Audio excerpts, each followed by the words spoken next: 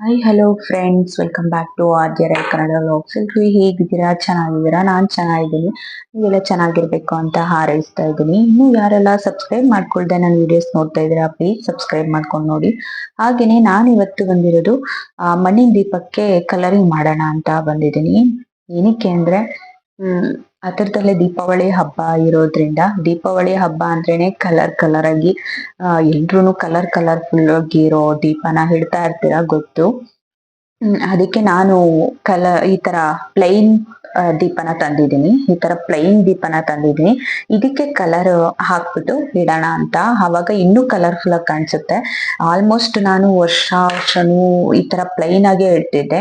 But ಈ ಸರಿ ಒಂದ್ ಸ್ವಲ್ಪ ಕ್ರಿಯೇಟಿವ್ ಆಗಿ ಮಾಡೋಣ ಅಂತ ಹೇಳ್ಬಿಟ್ಟು ಇದಕ್ಕೆ ಕಲರಿಂಗ್ ಮಾಡ್ಬಿಟ್ಟು ದೀಪನ ಹಚ್ಚೋಣ ಅಂತ. ಅವಾಗ ಇನ್ನೂ ಕಲರ್ಫುಲ್ ಆಗಿ ಕಾಣಿಸುತ್ತೆ ಅಂತ. ನೋಡೋಣ ಯಾವ ತರ ಬರುತ್ತೆ ಅಂತ. ನಿಮ್ಗೆಲ್ಲ ಈ ವಿಡಿಯೋ ಇಷ್ಟ ಆಗುತ್ತೆ ಅಂತ ಅನ್ಕೊಂಡಿದೀನಿ.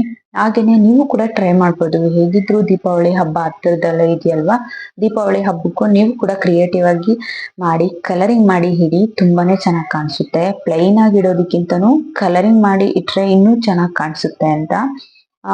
ಹಾಗೇನೆ ಇನ್ನು ಯಾರೆಲ್ಲ ಸಬ್ಸ್ಕ್ರೈಬ್ ಮಾಡ್ಕೊಳ್ದೆ ನೋಡ್ತಾ ಇದ್ದೀರಾ ನನ್ನ ವಿಡಿಯೋಸ್, ಪ್ಲೀಸ್ ಸಬ್ಸ್ಕ್ರೈಬ್ ಮಾಡ್ಕೊಂಡು ನೋಡಿ.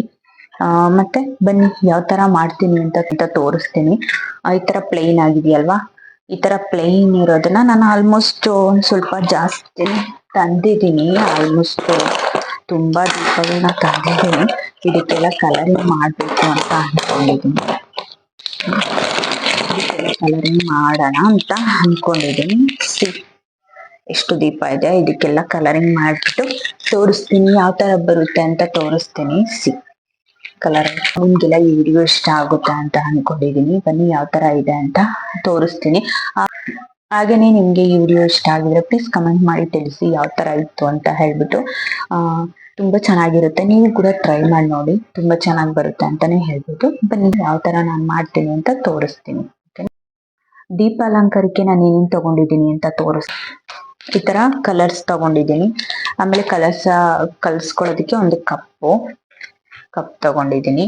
ಆಮೇಲೆ 2 ಇಲ್ಲ ಅಂದ್ರೆ 3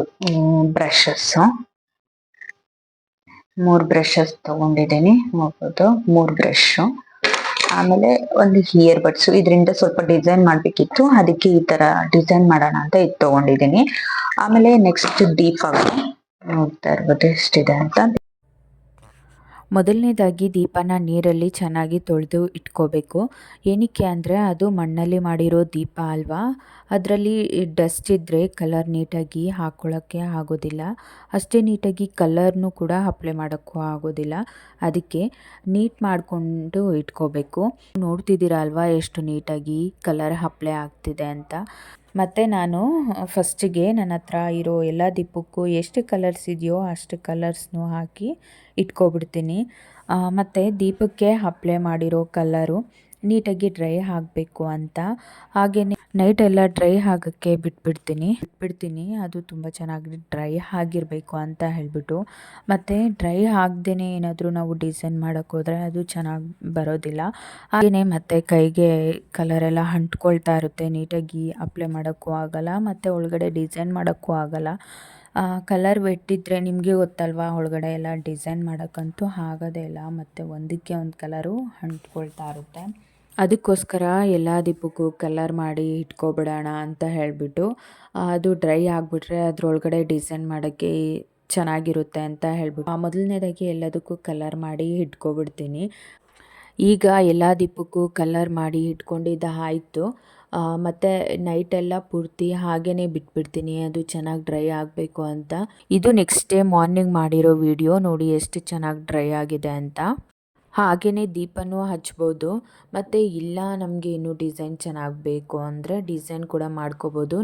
ನಾನು ಚಿಕ್ಕ ದೀಪ ತಗೊಂಡಿರೋದ್ರಿಂದ ಡಿಸೈನ್ ಎಲ್ಲ ತುಂಬ ಸಿಂಪಲಾಗಿ ಹಾಕ್ಕೊಳ್ತಾ ಇದ್ದೀನಿ. ಏಕೆಂದರೆ ಚಿಕ್ಕದಾಗಿರೋದ್ರಿಂದ ಒಳಗಡೆ ಅಷ್ಟು ಸ್ಪೇಸ್ ಇಲ್ಲ, ಅದಕ್ಕೋಸ್ಕರ ನಾನು ಸಿಂಪಲಾಗಿ ಡಿಸೈನ್ ಮಾಡ್ಕೋತಾ ಇದ್ದೀನಿ. ನೀವೇನಾದರೂ ಇನ್ ಕೇಸ್ ದೊಡ್ಡ ದೀಪ ತಗೊಂಡ್ರೆ ದೊಡ್ಡ ದೀಪದಲ್ಲಿ ಆರಾಮಾಗಿ ಡಿಸೈನ್ಸ್ ಎಲ್ಲ ಇನ್ನೂ ಹಲವಾರು ಡಿಸೈನ್ಸ್ ಇದ್ದಾವೆ, ಎಷ್ಟೊಂದು ಡಿಸೈನ್ಸ್ ಇದ್ದಾವೆ, ನೀವು ನೋಡಿಕೊಂಡು ಆರಾಮಾಗಿ ಮಾಡ್ಕೋಬೋದು. ಇದು ಚಿಕ್ಕ ಡಿಸೈನ್ ಆಗಿರೋದ್ರಿಂದ ನಾನು ಸಿಂಪಲಾಗಿ ಚೂಸ್ ಮಾಡ್ಕೊಂಡಿದ್ದೀನಿ. ಹಾಗೇನೂ ಇಡ್ಬೋದಿತ್ತು, ಹಾಗೇನೂ ಇಟ್ರೂ ತುಂಬಾ ಚೆನ್ನಾಗಿ ಕಾಣಿಸುತ್ತೆ. ನನಗೆ ಇನ್ನೂ ಸ್ವಲ್ಪ ಡಿಸೈನ್ ಮಾಡಿಕೊಂಡ್ರೆ ಇನ್ನೂ ಸ್ವಲ್ಪ ಚೆನ್ನಾಗಿ ಕಾಣಿಸುತ್ತೆ ಅಂತ. ಹಾಗೆಯೇ ಮತ್ತೆ ನಾನು ದೀಪಾವಳಿಗೆ ಯಾವ ಥರ ಡೆಕೋರ್ ಮಾಡ್ತೀನಿ ಅಂತ ತೋರಿಸ್ತೀನಿ. ಈ ದೀಪದಲ್ಲಿ ನಾನು ಯಾವ ಥರ ಡೆಕೋರ್ ಮಾಡಿ ದೀಪಾಲಂಕಾರ ನಾನು ಯಾವ ಥರ ಮಾಡ್ತೀನಿ ಅಂತ ನಾನು ನಿಮಗೆ ವಿಡಿಯೋ ಮಾಡಿ ತೋರಿಸ್ತೀನಿ ದೀಪಾವಳಿ ಹಬ್ಬಕ್ಕೆ. ಮತ್ತು ನಿಮಗೆಲ್ಲ ಈ ವಿಡಿಯೋ ಇಷ್ಟ ಆಗುತ್ತೆ ಅಂತಲೇ ಅಂದ್ಕೊಂಡಿದ್ದೀನಿ. ನೋಡ್ತಿದ್ದೀರಲ್ವ ಎಷ್ಟು ಡಿಸೈನ್ ಎಷ್ಟು ನೀಟಾಗಿ ಬರ್ತಿದೆ ಅಂತ. ಮತ್ತು ನೀವು ದೊಡ್ಡ ದೀಪ ತೊಗೊಂಡ್ರೆ ಇನ್ನೂ ಚೆನ್ನಾಗಿ ಬರುತ್ತೆ. ನೀವು ಅಷ್ಟೇ ದೀಪಾವಳಿ ಹಬ್ಬಕ್ಕೆ ದೀಪಾಲಂಕಾರ ಈ ಥರ ಟ್ರೈ ಮಾಡಿ ನೋಡಿ. ಡೆಫಿನೆಟ್ಲಿ ನಿಮಗೆ ತುಂಬ ಇಷ್ಟ ಆಗುತ್ತೆ. ಹಾಗೆಯೇ ನಿಮಗೆಲ್ಲ ನನ್ನ ವಿಡಿಯೋ ಇಷ್ಟ ಆಗಿದ್ದರೆ ಪ್ಲೀಸ್ ಲೈಕ್ ಮಾಡಿ, ಶೇರ್ ಮಾಡಿ, ಕಮೆಂಟ್ ಕೂಡ ಮಾಡಿ ತಿಳಿಸಿ ನಿಮಗೆಲ್ಲ ಇಷ್ಟ ಆಯಿತೋ ಇಲ್ವೋ ಅಂತ. ಹಾಗೆಯೇ ಇನ್ನೂ ಯಾರೆಲ್ಲ ಸಬ್ಸ್ಕ್ರೈಬ್ ಮಾಡ್ಕೊಳ್ದೆ ನನ್ನ ವೀಡಿಯೋಸ್ ನೋಡ್ತಿದ್ರಾ ಪ್ಲೀಸ್ ಸಬ್ಸ್ಕ್ರೈಬ್ ಮಾಡ್ಕೊಂಡು ನೋಡಿ. ಮತ್ತು ಹಾಲ್ ಬಟನ್ ಮೇಲೆ ಕ್ಲಿಕ್ ಮಾಡಿ. ನಾನು ಮಾಡೋ ಪ್ರತಿಯೊಂದು ವಿಡಿಯೋಗೂ ಫಸ್ಟ್ ನೋಟಿಫಿಕೇಷನ್ ನಿಮಗೆ ಬರುತ್ತೆ. ಹಾಗೆಯೇ ನನ್ನ ವಿಡಿಯೋಸ್ ಯಾವ ಥರ ಇರುತ್ತೆ ಹೇಗಿರುತ್ತೆ ಅಂತ ತಿಳಿಸೋದನ್ನು ಮರ್ತೋಗ್ಬೇಡಿ.